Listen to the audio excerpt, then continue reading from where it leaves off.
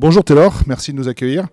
Beaucoup de personnes attendaient depuis longtemps ton retour à l'UFC et 7 ans après, quasiment jour pour jour après ton combat face à Leandro Issa, te voilà enfin de retour. Ouais, je suis assez content. Ça a été long, très sincèrement. Pendant pas mal d'années, on m'a dit, ça y est, le retour à l'UFC bientôt, ça y est, retour bientôt. Et, euh, et je pensais que ça se ferait plus tôt, mais bon, voilà, on a pris du temps, mais c'est fait. Dans l'intervalle, tu n'as quand même pas complètement perdu ton temps, tu as étoffé ton palmarès dans plusieurs organisations européennes notamment. Ouais, pendant ce temps-là, je suis pas resté assis chez moi, hein. J'ai combattu dans pas mal d'organisations un peu partout. J'ai combattu en Russie, j'ai combattu en Europe, j'ai combattu au Canada. Voilà, j'ai pris de l'expérience, j'ai pris des ceintures également au passage. Et puis après, je suis retourné, j'ai envie de dire, à la source, Paris, où j'ai combattu pour l'organisation Ares et pour laquelle j'ai été champion d'ailleurs. Ouais, champion ARES, double champion GMC. Est-ce que c'était important pour toi de continuer à gagner après que l'UFC ait coupé ton premier contrat? Ben, c'est important de continuer à gagner parce que je suis un compétiteur, c'est-à-dire que je faisais ce sport-là, pas parce que je voulais aller à l'UFC, je fais ce sport parce que c'est ce que j'aime, parce que c'est une passion qui m'anime. J'ai toujours aimé les sports de combat, j'ai toujours aimé le MMA. J'ai été piqué au MMA par le Pride à l'époque où j'étais encore tout jeune. Je te parle de ça, c'était possiblement en 2001. Donc je pense que j'ai toujours eu cette appétence pour les sports de combat et pour les arts martiaux mixtes. Donc, j'allais pas arrêter parce qu'il y avait une embûche sur mon chemin. C'est une grosse embûche quand même, mais je ne voulais pas arrêter. Je voulais continuer de combattre, continuer de me tester avec les meilleurs combattants qu'il y a dans le monde. Et puis, je pense que c'est ce que j'ai fait. Est-ce que dans ta construction de combattant, tu t'es appuyé sur des modèles?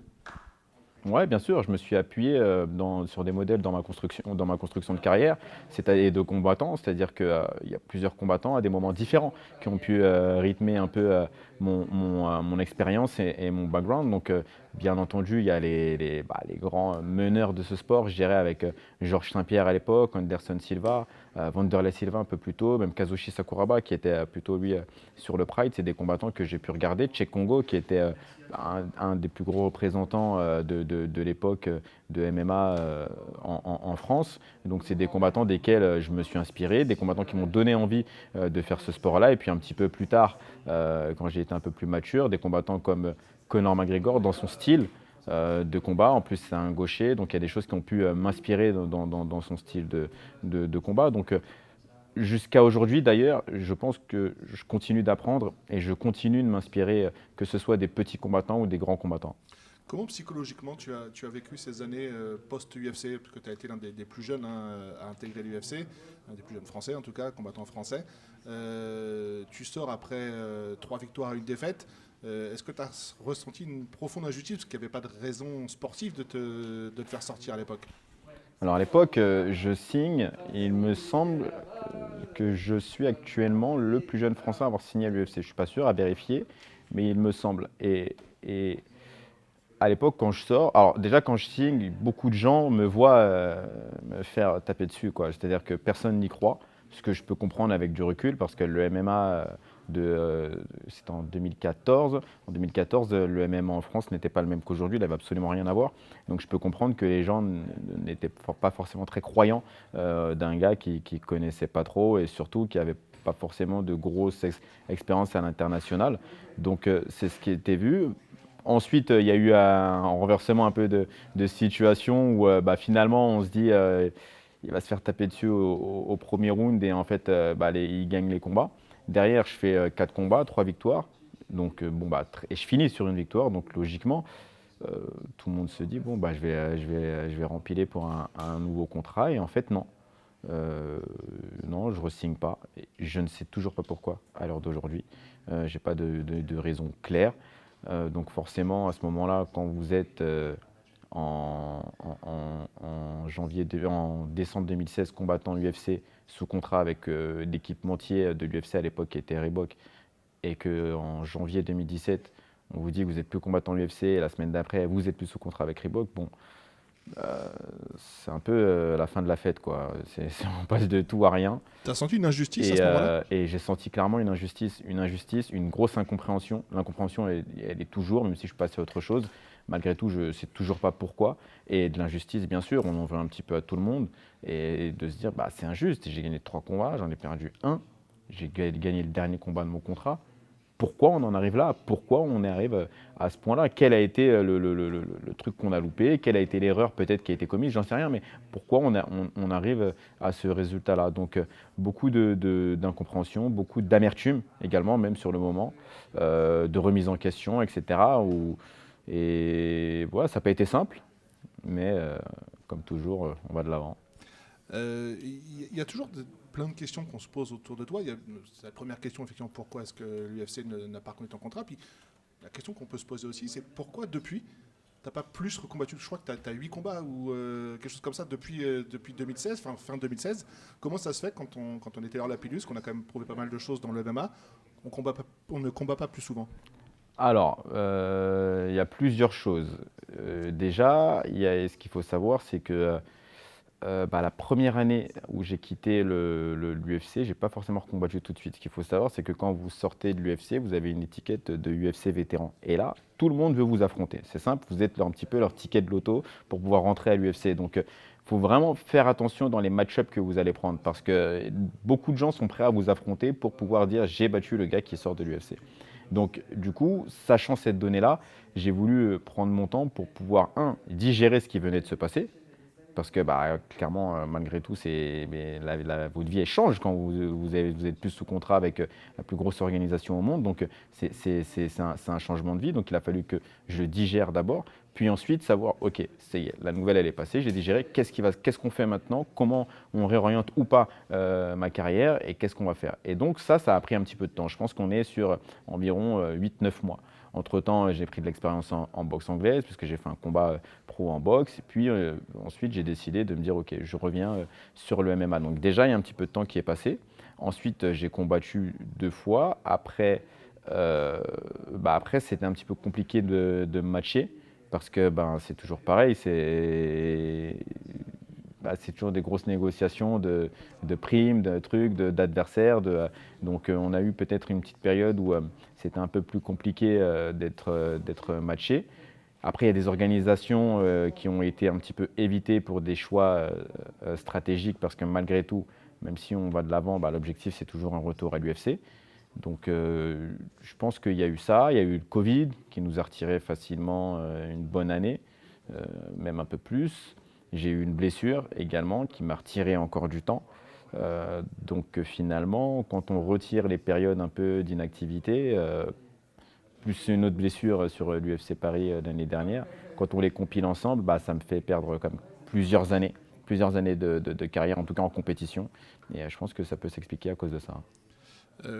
Toujours dans le même registre, c'est vrai que depuis que tu as pris la ceinture Ares, tu n'as pas combattu. Alors effectivement, tu as eu ta blessure, mais ça fait presque 1 an et demi en fait sans combattre. C'est quand même très très long. C'est ça, j'ai fait 1 an et demi sans combattre, ce qui est très long. Je pense que j'aurais pu combattre avant. Je ne suis pas sûr que cette partie-là a été bien gérée parce que je me suis blessé, mais je suis revenu assez vite en pleine forme. Donc voilà, après, c'est fait. Je ne vais pas revenir là-dessus. J'ai de la frustration de ne pas avoir combattu plus tôt. Surtout que les gens sont de l'extérieur et vous disent tous quand ils vous voient, alors c'est quand le prochain combat? Et donc du coup, moi j'ai envie de leur dire, c'est demain quoi. Mais en fait, c'est pas entre mes mains. Moi, ce que je peux faire, je le faisais, c'est-à-dire m'entraîner, me maintenir en activité, me maintenir en forme, me maintenir motivé pour pouvoir performer. Mais le reste, c'était pas de mon fait si je combattais pas, quoi. Moi, j'avais qu'une envie, bien sûr, c'était de combattre. Et j'ai pas combattu. Et voilà, là, ça y est, il y a un retour qui est fait. Et ça va faire plaisir à tout le monde, je pense. Justement, psychologiquement, c'était pas un peu compliqué parce qu'effectivement, tout le monde te disait Taylor, quand est-ce que tu combats, quand est-ce que tu re-signes à l'UFC? On te dit aussi assez souvent, tu fais partie des tout meilleurs moins de 61 européens. Donc quand tu sais que tu as ce talent-là et que tu combats pas, et que les gens en plus ne cessent de te le rappeler, il faut quand même être assez fort psychologiquement. Ouais, faut être fort. Faut être très fort psychologiquement parce que tout le monde vous dit mais je comprends pas, pourquoi tu combats pas, mais t'es bon, mais moi je te vois à tel niveau ou tel niveau. J'ai jamais eu la prétention d'évaluer mon niveau à celui de l'UFC en disant je suis top 15, top 10, top 20, top 30 UFC. J'ai jamais eu cette prétention-là. Par contre, je pense que oui, je suis un combattant de haut niveau. Et quand vous avez des gens qui positivement, ils le font avec plein de bienveillance, vous disent tous ouais, je pense vraiment qu'il y a de la place pour toi, que tu es top 20, top 30, etc. Mondial, mais que derrière vous êtes chez vous et vous ne combattez pas. C'est frustrant. Mais après, comme je l'ai dit un peu en début d'interview, de la frustration, j'ai déjà été confronté à ça. Donc avec le temps, j'apprends à la gérer. Elle fait partie un petit peu, j'ai envie de dire, du jeu. Et voilà, les gens, je leur en voulais plus de me poser la question. Mais je pense que si à chaque fois qu'on me disait quand est-ce que tu combats, on me filait 1 €, j'aurais pas besoin de combattre dans 15 jours. Là, du coup, maintenant c'est fait. Tu vas revenir, tu vas combattre à Paris. Je sais que c'est important pour toi. Je sais que tu avais très très envie de combattre à Paris. On sait que tu es encore jeune malgré tout. Tu es un peu fougueux. Est-ce que tu ne penses pas te laisser dépasser psychologiquement, justement, avoir envie de tout casser? Tu vas être galvanisé par la foule qui va derrière toi. Est-ce que c'est quelque chose que tu vas gérer, ça, ou c'est quelque chose qui t'inquiète un petit peu par rapport Alors, à ton tempérament? j'ai un peu d'expérience sur le fait de combattre à Paris, de par Arès. Bien entendu, c'est un événement qui est totalement différent. L'UFC est beaucoup plus grand en termes d'engouement, etc. Malgré tout, j'ai une place qui est plus minime sur la carte par rapport à Arès, où je portais un peu l'événement, parce que les fois où j'ai participé à Arès, j'étais le main event, le combat le plus attendu, entre guillemets, de la soirée. Donc c'est une forme de stress différente, surtout que mon deuxième combat à Arès, c'est pour un titre. Donc en termes de stress, je pense que c'est pas mal. Et c'est une bonne préparation à l'UFC Paris. Bien entendu, c'est la première fois que je vais combattre à l'UFC à Paris. Donc il y a quand même des données qu'on ne peut pas maîtriser et que je découvrirai le jour de l'événement. Malgré tout, je ne suis pas forcément un jeune combattant. Je vois beaucoup d'UFC de l'intérieur, de par ma double casquette de consultant. Donc je pense que si tu me demandes est-ce que je vais ressentir du stress, etc., moi je pense que non. Je pense que non. Ce Je serait pense plutôt que une excitation non voilà, contrôlée c'est plutôt qui pourrait nous une laisser penser. excitation. Je pense que je serais galvanisé par le public. J'aurais forcément envie de tout casser, mais j'ai tout le temps envie de tout casser. Donc il n'y a rien il y a rien qui change, quoi. Tu évoquais ta double casquette de combattant et consultant.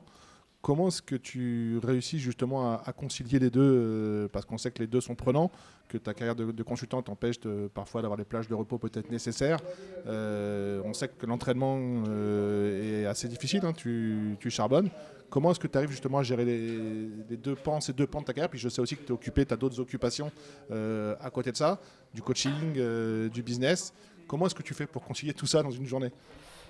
C'est pas facile tous les jours, clairement, c'est pas facile tous les jours. Il y a des jours où je suis crevé et tout, mais après, ce que j'ai essayé de faire, c'est de compartimenter mes semaines d'entraînement, coaching, etc., du lundi au vendredi. C'est-à-dire que je m'en occupe lundi, vendredi, et le week-end, du coup, je suis sur ma double casquette de consultant. Fort heureusement, ça se passe le week-end, du coup, on est sur des moments où je suis censé être en repos. La casquette consultant, c'est pas toujours évident. En fait, c'est les horaires qui sont pas toujours simples. On fait des événements en live, donc qui dit live dit parfois c'est 3-4 heures du matin. Donc c'est une gestion un peu différente du repos, et surtout je pense que je me suis adapté à ça avec le temps. C'est-à-dire que forcément je le ressens plus pareil maintenant que je pouvais le ressentir la première année où je me suis livré à cette expérience-là.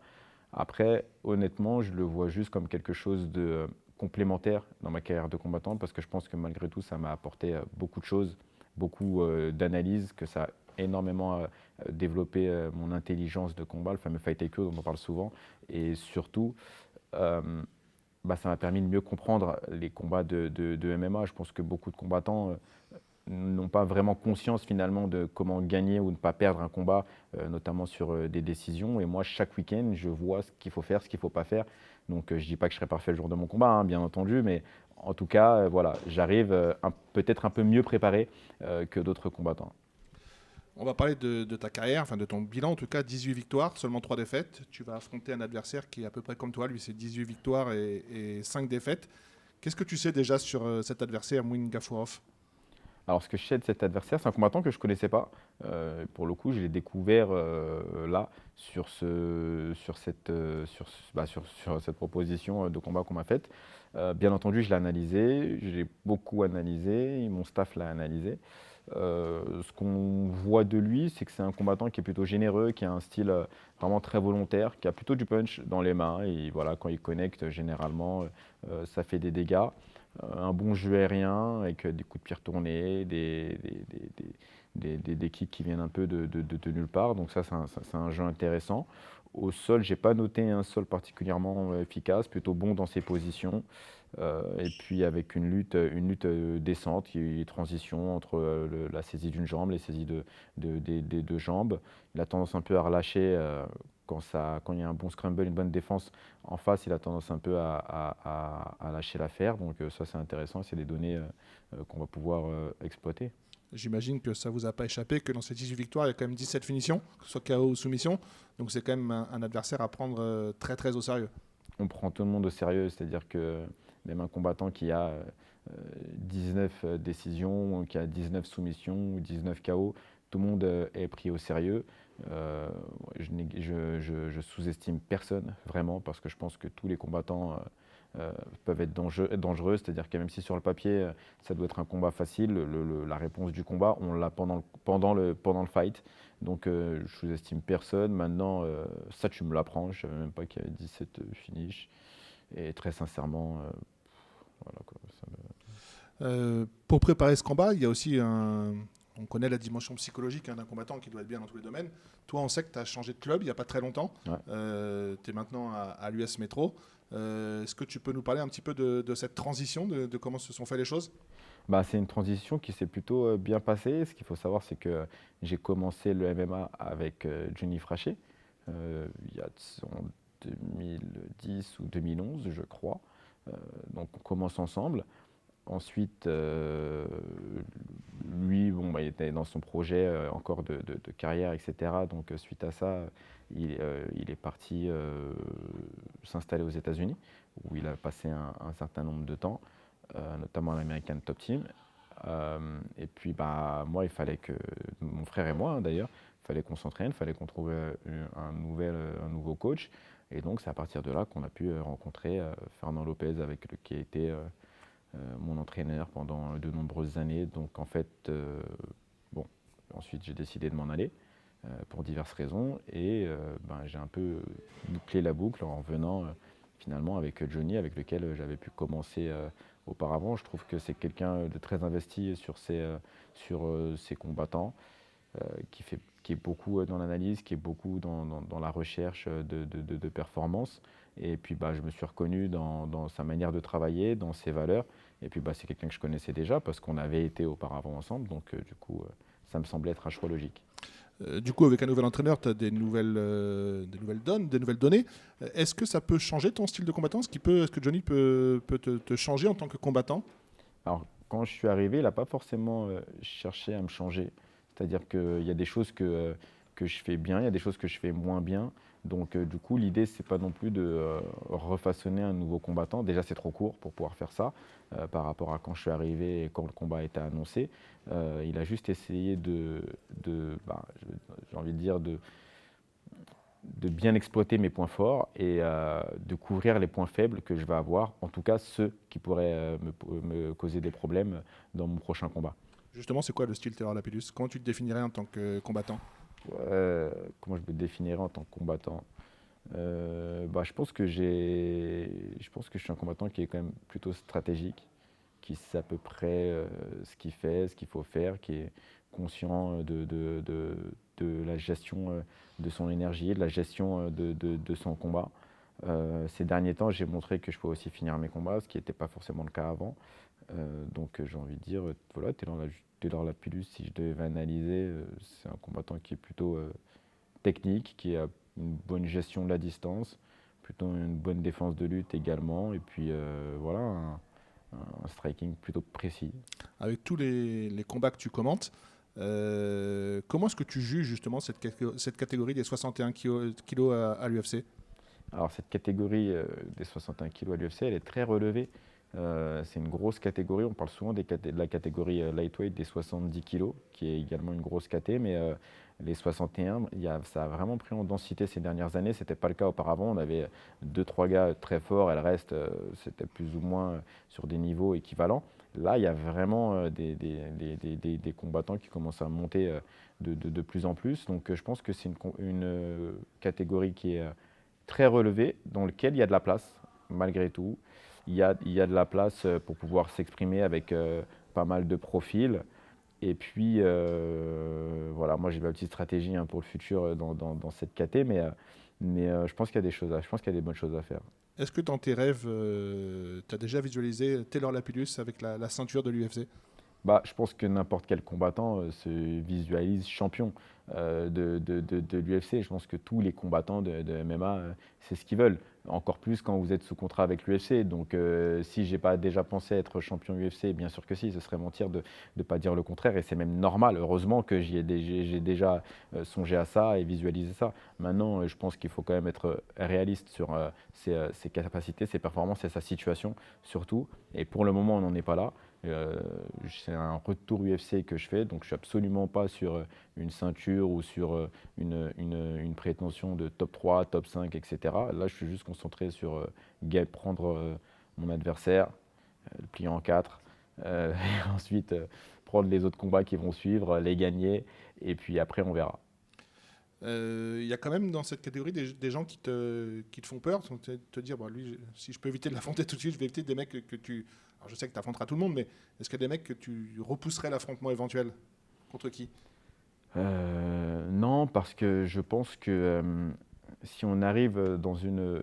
Il faut prendre le problème à l'envers, à mon avis. Il ne faut pas repousser les adversaires, il faut juste se préparer à être prêt à affronter tous les adversaires. Je pense que c'est dans ce sens-là qu'il faut voir les choses, parce que vous ne pouvez pas arriver dans la meilleure organisation du monde, quoi qu'on en dise, c'est la meilleure organisation du monde, et dire j'ai pas envie d'affronter telle ou telle personne. C'est pas possible, ça marche pas. Donc je pense que si vous venez à l'UFC, c'est avec des prétentions claires et c'est pour affronter les meilleurs. Et je pense que les meilleurs se trouvent à l'UFC. Donc voilà, c'est pour ça que j'y suis. J'aurais pu signer dans d'autres organisations qui étaient peut-être plus intéressantes sur des aspects financiers ou autres, mais bien entendu, le financier est important, mais il y a aussi le côté challenge, il y a aussi le côté sportif. Et pour moi, les meilleurs combattants du monde, ils sont à l'UFC. Oui, justement, j'allais t'en parler de ça, parce que je sais que tu as eu d'autres propositions. L'UFC, c'est important parce que c'est les meilleurs combattants ou parce que tu as envie de boucler la boucle quelque part et de finir cette parenthèse, ce rêve qui avait été inachevé? Bah, l'UFC, c'est beaucoup de choses. C'est-à-dire que c'est un objectif. Déjà, si on doit rentrer, en réalité, les gens, la plupart du temps, quand ils partent et signent ailleurs, c'est clairement pour des raisons financières. Maintenant, je pense que même si en début de carrière UFC, vous gagnez moins d'argent, je pense que sur le long terme, on s'y retrouve. Il faut juste gagner les combats, en fait, c'est tout. C'est-à-dire que donc, si vous venez avec des prétentions euh, de taper sur tout le monde, bah, vous allez gagner de l'argent in fine, quoi. Par contre, si vous venez en vous disant est-ce que je vais gagner de l'argent, je pense que ce n'est pas le bon calcul. Il faut d'abord se dire je vais taper sur tout le monde et l'argent va venir. Et je pense que c'est comme ça qu'il faut voir les choses. Et clairement, l'UFC aujourd'hui, je pense que sur tous les aspects, ils sont en avance et ils sont devant. C'est-à-dire que sur les aspects médiatiques, sur la crédibilité, aujourd'hui, quoi qu'on en dise, quand vous avez un sport qui arrive à se mélanger avec le nom d'une ligue et que certaines personnes vous disent est-ce que tu fais de l'UFC? Bon, je pense que c'est assez clair sur quelle organisation il faut être. Toi, tes ambitions aujourd'hui, elles sont avant tout financières ou sportives? Mes ambitions, elles sont avant tout sportives. Je n'ai pas forcément besoin de combattre pour vivre. C'est-à-dire que je ne vais pas vous raconter l'histoire du gars qui mange des pierres le reste de la journée, toute l'année, et qui a absolument besoin de combattre et de gagner pour s'en sortir. Ce serait une histoire qui ne me ressemble pas et ce serait une histoire mensongère. C'est-à-dire qu'aujourd'hui, avec le temps, j'ai réussi à trouver un certain équilibre, une certaine stabilité qui fait que j'arrive à m'en sortir sans combattre. Et heureusement, au vu de mes dernières fréquences de combat. Donc clairement, c'est avant tout sportif. Maintenant, faut me payer forcément, mais c'est avant tout sportif. C'est quoi aujourd'hui ton moteur? Qu'est-ce qui te pousse encore à faire ces efforts, à t'entraîner tous les jours, à faire du cutting, revivre ces moments qui sont désagréables pour tous les combattants? Qu'est-ce qui te pousse à faire tout ça encore aujourd'hui à 31 ans? Mon moteur, c'est l'amour que j'ai pour ce sport en fait. C'est ce même amour qui fait que je vais commenter des événements le week-end, que je vais m'entraîner chaque jour, que c'est ça mon moteur, c'est l'amour que j'ai pour le MMA. C'est que quand je pense que avant d'être combattant, avant d'être consultant, avant d'être tout ça, je suis avant tout fan de MMA. J'aime le MMA dans sa globalité, c'est-à-dire que je passe des journées et des journées à regarder les infos sur le MMA, à analyser des vidéos, à analyser des combats, des techniques, des méthodes, à suivre le monde de MMA au quotidien. Donc c'est ça en fait mon vrai moteur, c'est que j'aime ce que je fais. Et je pense que l'amour que j'ai pour mon sport fait que tant que j'ai cet amour-là, tant que j'ai cette envie-là, ben, je continuerai d'aller m'entraîner, je continuerai d'aller combattre. Depuis 2 ans maintenant, 2-3 ans, il y a de plus en plus de gens qui suivent le MMA, qui s'intéressent au MMA, qui n'avaient pas forcément la culture de ce sport. On peut presque dire que tu es plus connu en tant que consultant qu'en tant que combattant. C'est quelque chose qui t'embête? Ça m'embête pas parce que, alors déjà, on a une grosse culture de l'instant où on aime ce qu'on voit sur le moment et on commente ce qu'on voit sur le moment. Moi, sur le moment, je n'ai pas forcément proposé grand-chose ces derniers temps, mis à part Ares. L'UFC, le MMA, etc., ça a explosé encore récemment. Donc, il y a plein de gens qui se sont intéressés au MMA depuis 6 mois, 1 an. Cyril Gane, qui a été une grosse locomotive pour le MMA français, a attiré beaucoup de nouveaux spectateurs du MMA. Et voilà, son explosion, elle a eu lieu il y a 1 an, 1 an et demi. Donc ce que je veux dire, c'est qu'il y a beaucoup de gens qui forcément, ben, en 1 an et demi, eux, ils vont suivre quoi? L'UFC, voilà. Et donc, ils vont connaître que ce qui se passe à l'UFC. Donc, forcément, on ne va pas me connaître. Bon, par contre, on va me reconnaître. Pourquoi? Bah, parce que j'ai mon micro, parce que j'ai mon costume et que je suis avec Antoine Simon et qu'on dit ce qui va se passer dans 2 jours. Voilà. Je me souviens de ta frustration le 3 septembre dernier quand tu commentais justement cette UFC Paris où tu étais frustré de ne pas être dans la cage. Bon, tu étais blessé. Du coup, qu'est-ce que tu peux nous promettre pour le 2 septembre prochain? Écoute, ce que je peux vous promettre pour le 2 septembre prochain, bah, je ferai comme d'habitude. Je donnerai le meilleur de moi-même. Voilà, je donnerai le meilleur de moi-même. J'y vais pour la gagne. J'y vais pour chercher une victoire, mais j'y vais aussi pour faire une perf. C'est vraiment ce que je veux faire. C'est vraiment ce que je vise, faire une performance. Donc j'y vais pour ça, clairement. Merci Taylor. Merci les gars.